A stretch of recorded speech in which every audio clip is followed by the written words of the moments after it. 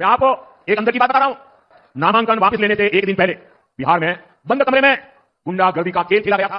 कांग्रेस कभी नहीं चाहती थी कि सीएम पद पर आरजेडी के नेता का नाम तय हो, लेकिन आरजेडी ने भी मौका छोड़ा नहीं। आरजेडी ने कांग्रेस की कान कनपट्टी पर कट्टा रखकर सीएम पद चोरी कर लिया।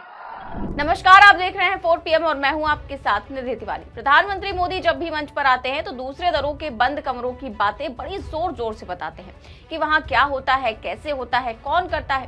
लेकिन अब बंद कमरों में क्या क्या करते हैं, क्या वो सबके सामने बता सकते हैं?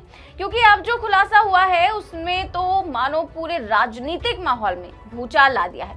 दरअसल दैनिक भास्कर ने एक भाजपा से जुड़ी महिला नेता का स्टिंग ऑपरेशन किया है, जिसमें वो कैमरे पर साफ साफ स्वीकार करती दिख रही है कि वो नेताओं को लड़कियां सप्लाई करती है। जी हां, चुनावी दौड़ भाग में थकान मिटाने के लिए नेताओं को भाजपा नेता लड़कियां सप्लाई करने की बात कबूलती हुई पकड़ी गई है। तो स्टिंग ऑपरेशन में भाजपा नेता ने और क्या क्या खुलासा किया और किस किस नेता का नाम सामने आया है, सब कुछ आपको बताएंगे इस रिपोर्ट में। साथ ही आपको कांग्रेस नेता कन्हैया कुमार ने एनडीए नेताओं के HD वीडियोस का जिक्र करते हुए कैसे इन खुलासों पर मुहर लगा दी है, ये सारी चीजें भी हम आपको इस रिपोर्ट में बताएंगे। तो सबसे पहले आप दैनिक भास्कर में छपी इस रिपोर्ट की हेडलाइन पढ़िए, जो कहती है कि बीजेपी की महिला लीडर नेताओं को सप्लाई करती हैं लड़कियां। पटना के गर्ल्स हॉस्टल में स्टे सेंटर, सप्लायर बोली विधायकों को पता, पूछने की हिम्मत नहीं। तो दोस्तों, ये पूरी खबर आप दैनिक भास्कर पर जाकर पढ़ सकते हैं कि कैसे दैनिक भास्कर ने ये रैकेट पकड़ा है और भाजपा नेता ने ऑन कैमरा क्या कुछ कबूला है। लेकिन हम आपको इस रिपोर्ट में क्या कुछ बताया गया है और खुलासा करने वाली बीजेपी नेता को पार्टी ने क्या क्या जिम्मेदारी दी है, उनकी क्या प्रोफाइल है, सब कुछ सारांश से बता देते हैं।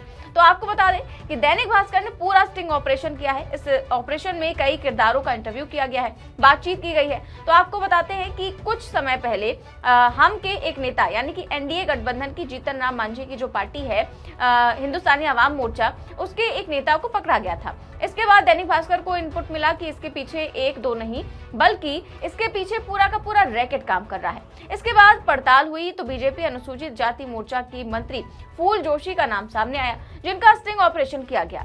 इस स्टिंग ऑपरेशन में उन्होंने एनडीए नेताओं की पोल पट्टी खोलकर रख दी। दैनिक भास्कर ने इस बीजेपी नेता की पूरी प्रोफाइल भी छापी है। बीजेपी महिला नेता फूल जोशी ने स्टिंग ऑपरेशन में कहा कि लड़कियों की कमी नहीं है, नेता सेट कीजिए। स्टिंग करने वालों को वो कहती है कि मैं नेताओं का टेस्ट जानती हूँ, वो ग्लैमर वाली लड़कियां चाहते हैं, कोई सिंगल तो कोई डबल एंजॉय करता है, कभी कभी तो एक ही लड़की से दो नेता लग जाते हैं। ऐसे नेता भी हैं जो पैसा देकर भी कुछ करते नहीं हैं, इसीलिए हम लोग टेस्ट के हिसाब से लड़कियां भेजते हैं। दैनिक भास्कर ने इनके प्रोफाइल में बताया है कि फूल जोशी कौन है। फेसबुक पर उनकी गाड़ी पर बीजेपी का झंडा लगी तस्वीरें भी छापी गई हैं।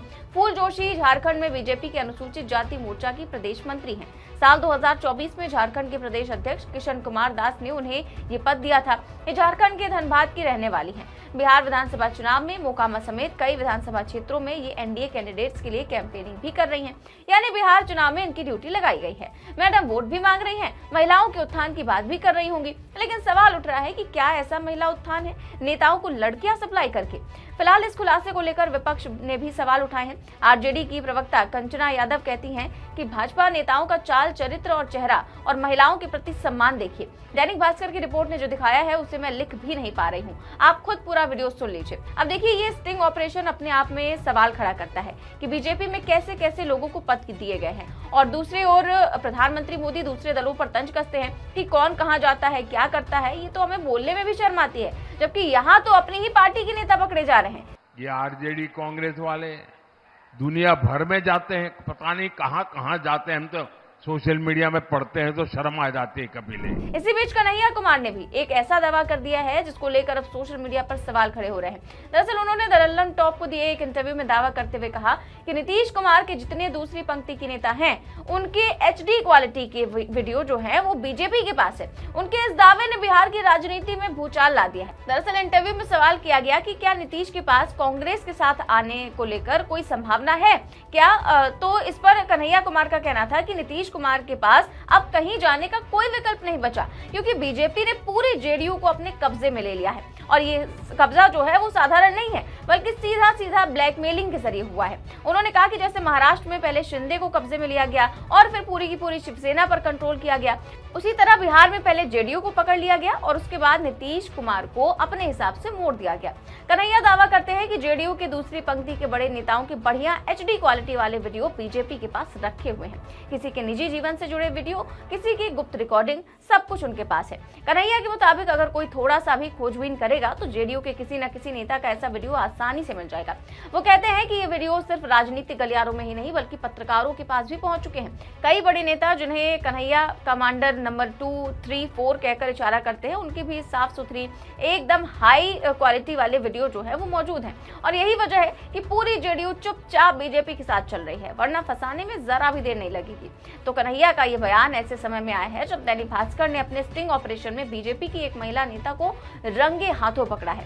ये मामला इतना गंभीर है कि सोचिए, अगर इसी तरह की घटना कांग्रेस या आरजेडी की किसी महिला नेता के साथ सामने आती तो अब तक देश की गोदी मीडिया में कोहराम मच गया होता, पूरे देश में कोहराम मच गया होता। टीवी डिबेट्स में पूरा दिन इसी मुद्दे की थाली सजाई जाती, इसी मुद्दे पर डिबेट्स होती, प्रधानमंत्री तक अपने भाषणों में नैतिकता के बड़े बड़े पाठ पढ़ा रहे होते। लेकिन यहाँ क्या है, बिल्कुल चुप्पी, सन्नाटा, मानो कुछ हुआ ही ना हो। अब सवाल यह है कि क्या ऐसे नेताओं पर कोई कार्रवाई होगी? क्या उन्हें पार्टी से बाहर निकाला जाएगा या फिर मामला ऐसे ही रफा दफा कर दिया जाएगा? क्योंकि अगर बिहार की जनता इस खेल को समझ गई तो खेल खत्म है, समझिए। और राजनीति में आरोप प्रत्यारोप तो रोज होते हैं, लेकिन जब सबूत सामने आते हैं तब कहानी पूरी तरह से बदल जाती है। और इस बार कहानी बहुत गहरी है। फिलहाल इस पूरे मामले पर आप क्या सोचते हैं? हमें कमेंट बॉक्स में अपनी राय जरूर दें। चैनल को सब्सक्राइब भी करें और ज्वाइन भी करें।